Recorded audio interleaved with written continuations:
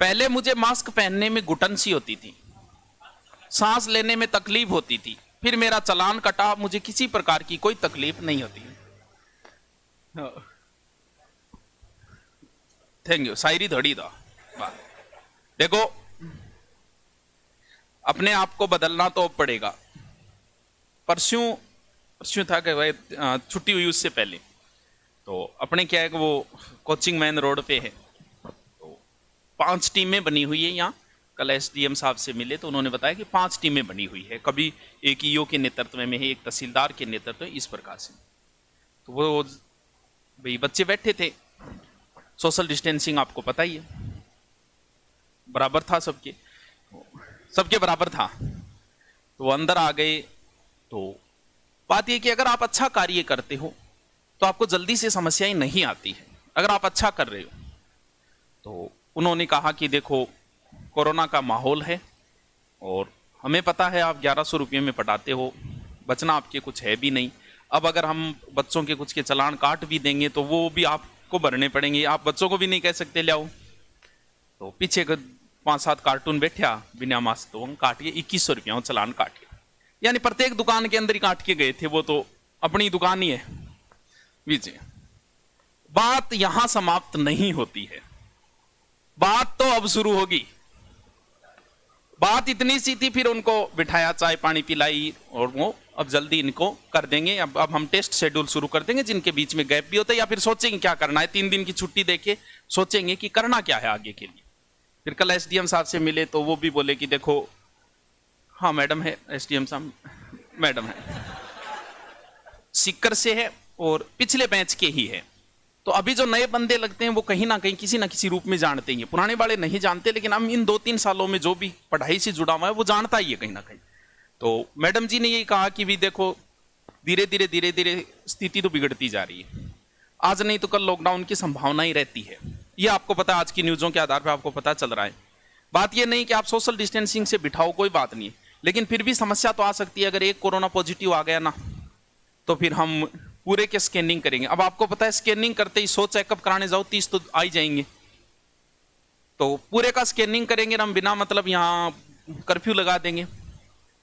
अब बताओ, इतनी सिचुएशन होगी तो बुराई का भांडा किस पर फोड़ेगी जनता। गांव में कहावत है, कंसाइडो को नहीं रुआइडो हो जा। बात अब देखो, अब सुनो, वो बात बीच में रह गई।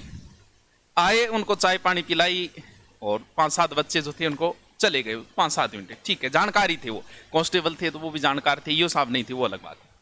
अब बात बनती है मार्केट में। आपने भी सुनी होगी नई नई बातें।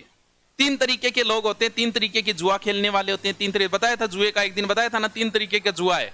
वैसे 3 तरीके के, एक तो होते व्यवसायी लोग, जैसे बाकी स्कूल कोचिंगें चल रही है, जैसे हमारा पता चला उन्होंने तुरंत एक्शन ले ली कि उनके पढ़ाए, तो वो तो होता है व्यवसायिक माइंड, बिजनेस माइंड। तो उन्होंने भी फोन कर लिया, गुरुजी क्या मामू ये है, आप भी बंदी कर दो अगर चला रहे हो तो। वो पहली कैटेगरी है। दूसरी कैटेगरी है जो सिर्फ उसी पे बात ध्यान देती है, बोल भी छापो और लॉकडाउन में करना, ये दूसरा। अब आती है तीसरी कैटेगरी। अब नई नई बातें, मैं गुरुजी से कह रहा था, हमारी मार्केट वैल्यू कितनी है अब आपको पता चलेगा।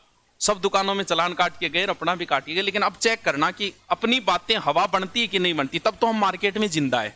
नहीं बनेगी तो फिर कमजोर है हम। आपकी भी मार्केट वैल्यू इसी चीज से, मैं बीमार था, लोगों ने पूछ पूछ के मार दिया, तो इस चीज से पता चलता है कि आपकी कितनी चर्चाएं हो रही है। एक को फोन आया, बोल गुरुजी मैं सुनो इनकम टैक्स तो छापो पड़ गयो। यार 1100 रुपया तो पूरा लियो, इनकम टैक्स को और पड़ोगे, सामने आ रहा है मेरा इनकम टैक्स आया तो मांगू लूंगा, इतना सा घाटो आया, मेरा रुपया देके जाओ थे, आया क्या, यहां तक ठीक थी। फिर एक कैटेगरी और आती है, पैसा वो तो मुझे बताते हो ही शर्म आ रही।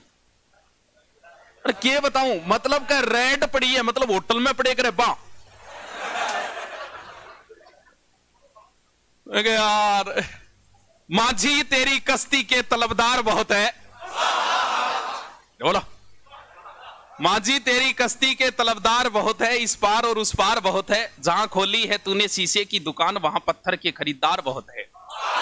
बात ये नहीं है, लोग, सच्चाई है, मैंने जो गुरुकुल खोला है मुझे 1 रुपया भी कमाई नहीं करनी, और मैं भी भवानी से यही दुआ करता हूं कि इसमें सिर्फ इतना ही बने कि जितना टीचरों का काम चले।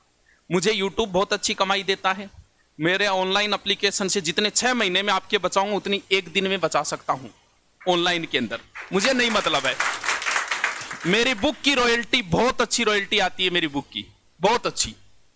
तो मुझे कोई जरूरी नहीं है एक जगह अगर मैं नहीं, मुझे कोई मतलब नहीं है।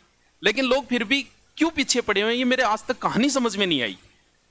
पीछे पड़ना चाहिए उन्हें, ऑनलाइन की कमाई तो वहां से कर रहा हूं, जबकि पीछे वहां से पड़े हुए हैं जहां पर कमाई नहीं कर रहा हूं।